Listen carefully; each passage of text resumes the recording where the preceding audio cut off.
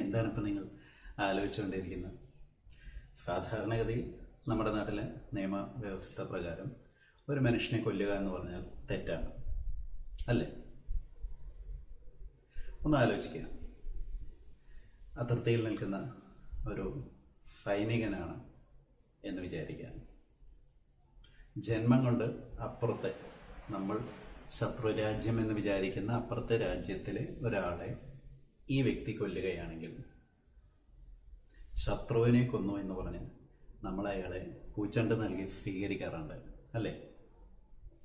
ചോദ്യം ഞാൻ വീണ്ടും ആവർത്തിക്കാം. അങ്ങനെയാണെങ്കിൽ ഒരാളെ കൊല്ലുക എന്നുള്ളത് ശരിയാണോ തെറ്റാണോ?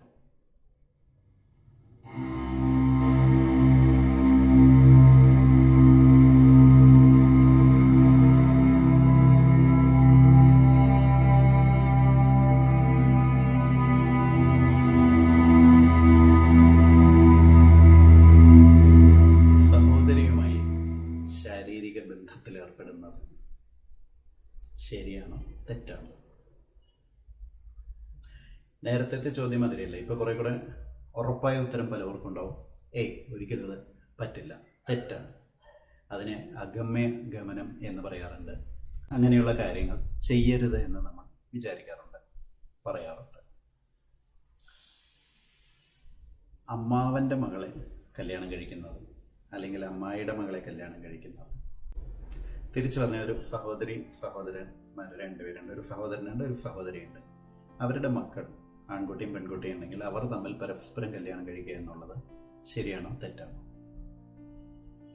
നമ്മുടെ നാട്ടിൽ മുറച്ചെറുക്കൻ മുറപ്പെണ്ണ എന്നൊക്കെ പറയാറുണ്ട്, അത് ശരിയാണ്. എന്നാൽ ഈ ലോകത്തിലെ പല ഭാഗത്തും പല സംസ്കാരത്തിലും ഇത്തരത്തിലുള്ള ഫസ്റ്റ് കസിൻ എന്ന് പറയാവുന്ന, അതായത് ഒരു സഹോദരൻ സഹോദരിയുടെ കുട്ടികൾ എന്ന് പറയുന്നത് പരസ്പരം അവര് കൂടപ്പുറപ്പുകളെ പോലെ സ്വന്തം സഹോദരനും സഹോദരിയുമായിട്ടാണ് കരുതപ്പെടുന്നത്. അപ്പോൾ അവരെ സംബന്ധിച്ച് നമ്മൾ ഈ ചെയ്യുന്നത് ഇൻസെസ്റ്റാണ്, അഗമ്യ ഗമനമാണ്, തെറ്റാണ്. അപ്പൊ ശരിക്കും ശരി എന്ന് പറയുന്നത് എന്താണ് തെറ്റ്?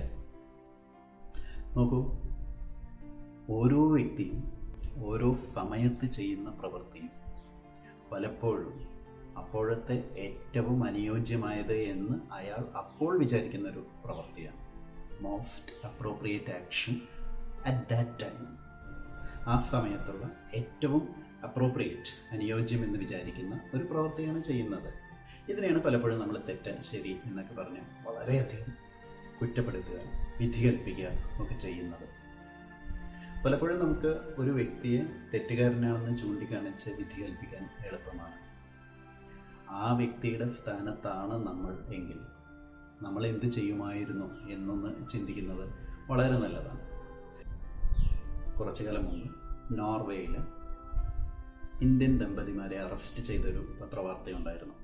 കാരണം എന്താണെന്ന് അറിയണ്ടേ? സ്വന്തം കുട്ടിക്ക് ഭക്ഷണം കൈകൊണ്ട് ഉരുട്ടി വായിൽ വെച്ചു കൊടുത്തു.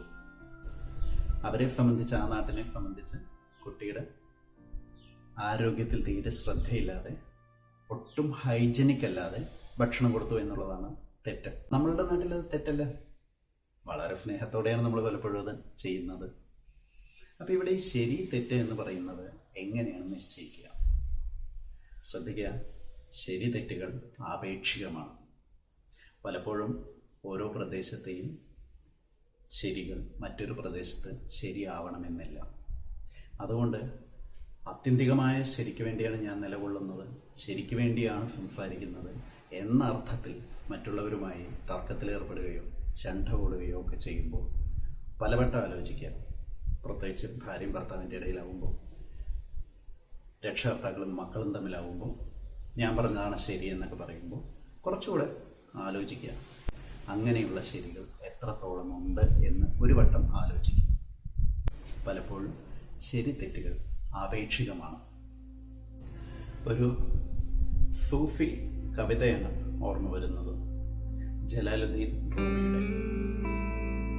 Out beyond the idea of wrongdoing and right doing, there is a field. I will meet you there. ശരി തെറ്റുകൾ എന്ന് വിധി നിർണയിക്കുന്നതിൻ്റെ അപ്പുറത്ത് ഒരു തലമുണ്ട്. അവിടെ ഞാൻ നിന്നെ കണ്ടുമുട്ടാം, അല്ലെങ്കിൽ നമ്മൾക്ക് കണ്ടുമുട്ടാം എന്നാണ് ആ കവിത പറയുന്നത്.